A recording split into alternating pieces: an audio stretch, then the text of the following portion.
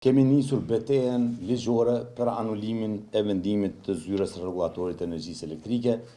i cili nxjerrje në mënyrë të kundërlishme në treg të hapur apo në liberalizim të tregut rreth 1300 biznese. Kjo betejë po bëhet pikërisht për ta kundërshtuar një vendim të paligjshëm,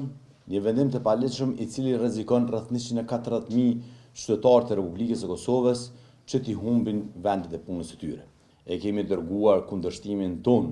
administrativ në kuadër të zyrës së rregullatorit të energjisë elektrike.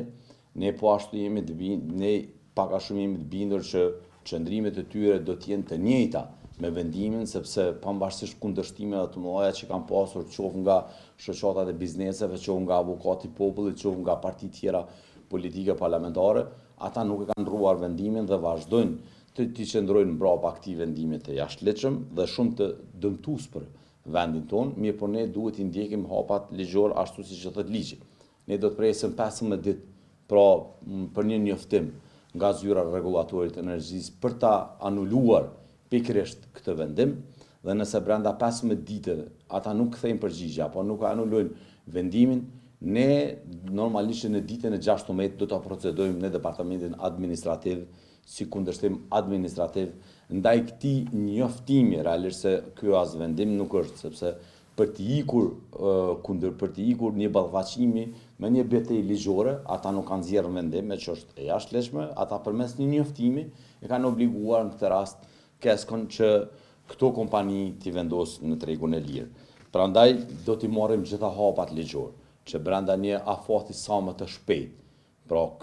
ndaj këtij vendimit të vihet një masë e përkohshme e cila do ta pezulloj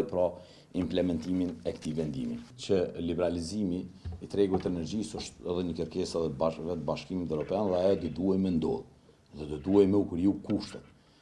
Sepse kur flasim për liberalizim të tregut, flasim për më shumë ofertues, jo vetëm një ofertues ku bizneseve do t'ju mundësohet që të kenë energji elektrike me çmim më të lirë, jo më të shtrejtë, jo monopol. Pra liberalizimi i tregut do të thotë që të largohemi nga monopoli dhe të kemi liberalizim të vërtetë të tregut. Zotit Luan Dalipi. Ky është themelues dhe njëkohësisht ka qenë aksionar i kësaj kompanie.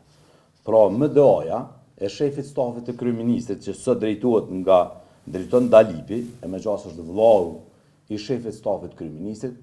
ka aplikuar për licencë për furnizim me energji elektrike në vendin tonë. Në një anë, kryeministri e dërgon vllaun në departamentin për shitblerje të energjisë elektrike në KEK, dhe në anën tjetër shefi i stafit të kryeministrit kërkon licencë pra këtyre kompanive që i kanë qitë në treg të lirë me u shit energji elektrike. Përbes kjo është e tmerrshme dhe këtë nuk dia mund ta quajmë me korrupsion, sepse edhe niveli i këtij krimi ka shkuar aq lart dhe po e rrezikon aq shumë mirëqenien e qytetarëve tonë, saqë është bërë e frekshme me mendu ndoshta edhe me jetu në këtë vend.